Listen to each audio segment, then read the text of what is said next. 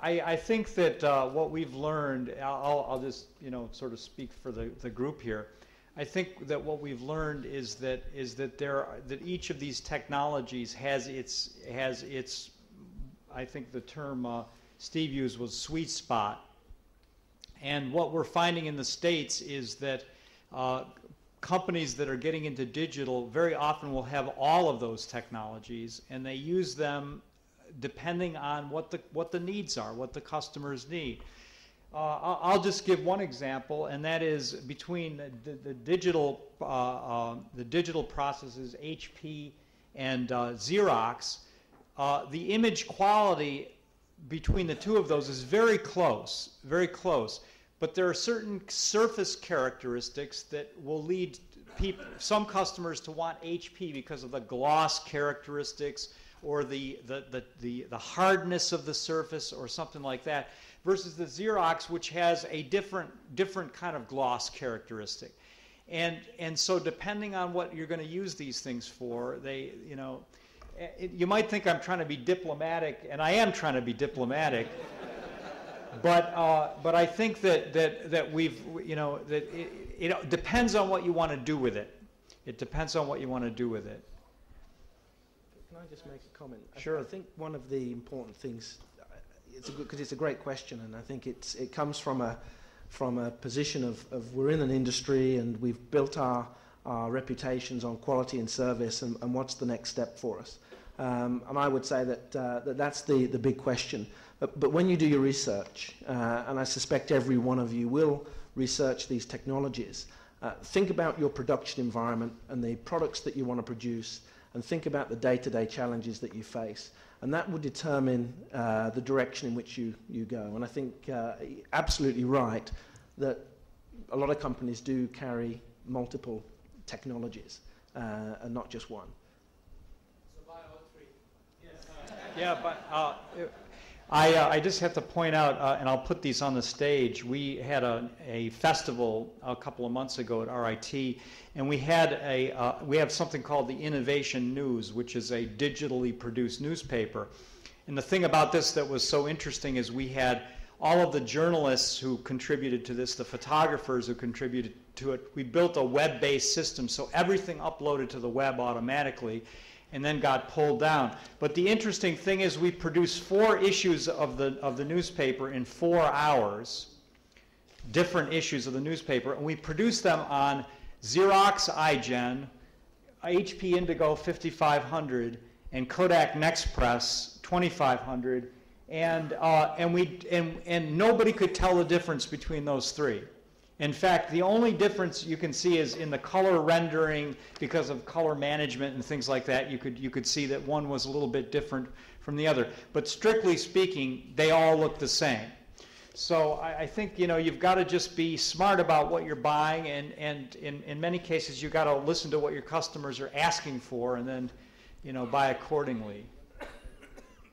Any other questions?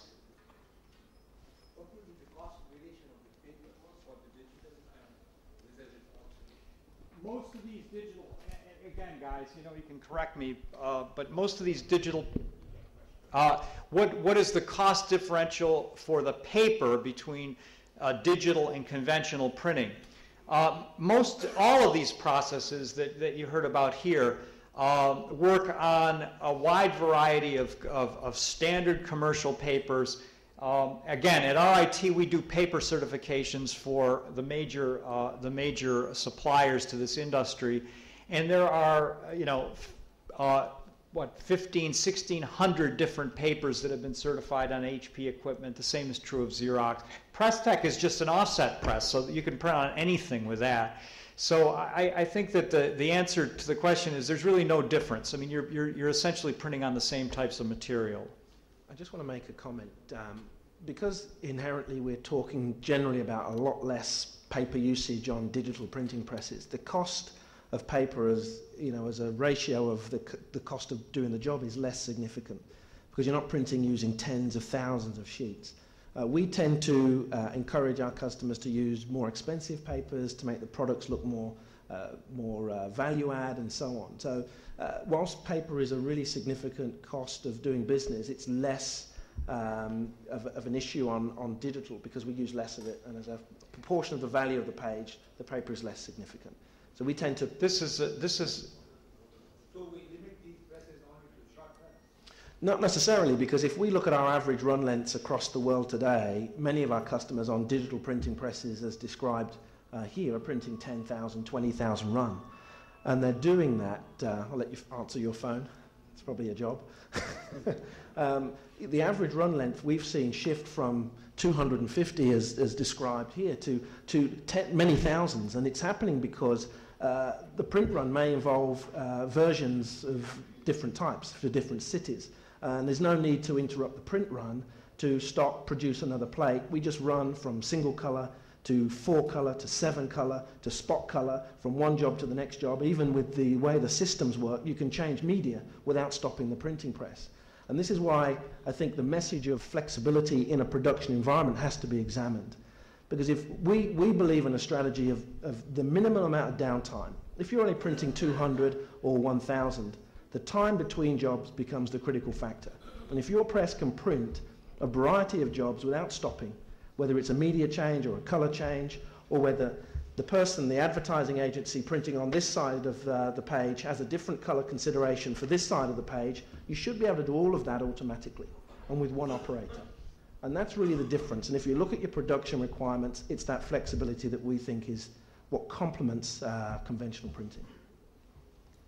Just to come back to your original question about the paper, I can cite confidently that we did about 1.5 crore impressions, digital impressions in full production devices last year. That's Xerox equipment. We know that we have the largest MIF in the country. Now from there, let me tell you, 99%, it's the same paper that you use in your normal presses. The Dicams of the world, the imported art papers, the Fedrigonis of the world, whatever you name it, people are using those papers on the press. There's no difference between the paper.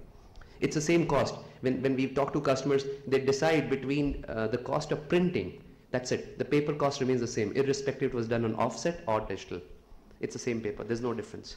Can I just add one thing? And I think this question of what is my cost per thousand, let's say, the traditional question that we always, is a question that relates to print as a commodity that you buy, that you go out and you get bids and you buy at the lowest cost, like paper towels or whatever. That is not, at least in the U.S. market, that is not the way the leading print service providers are thinking about print anymore. They're thinking in terms of what is my response per thousand? In other words, what am I going to get back? And the thing I think that digital offers is the ability to control control the communication channel to a much finer degree than you ever could with conventional technology, simply because you're able to target. And so if every piece that you mail out gets 5 times the potential response, these cost issues go right away. And so I think it takes a different way of thinking about what print is and what we're buying when we buy print. So is there a possibility of getting a combination of conventional and digital technologies in non-spun machine? Yes, it's here, HP Indigo. And it's here as well. It's a good question, and I think that that also I would mention the possibility of putting like HP now offers a high-speed inkjet technology that can print on pre-printed shells. In fact, Xerox has technology that can print on pre-printed. So yeah, there are combinations of these, and whatever makes sense is what you're going to do. Yes. See, right now most of the sizes are around A3. When do you think you're going to get bigger sizes? Boy, that's a good one. I can tell you the size which is possible you can see outside. What is possible now is about 14.5 by 22.5 inches. So it's almost 1.5 times of your area of an A3 size paper. So that's possible. That's the size which is available on a Xerox iGen 3. So if I can just jump in very quickly. If I could have 1 rupee for every customer that asked me for a B2 size sheet on digital, I could probably retire to the beach because it's a format which is really quite common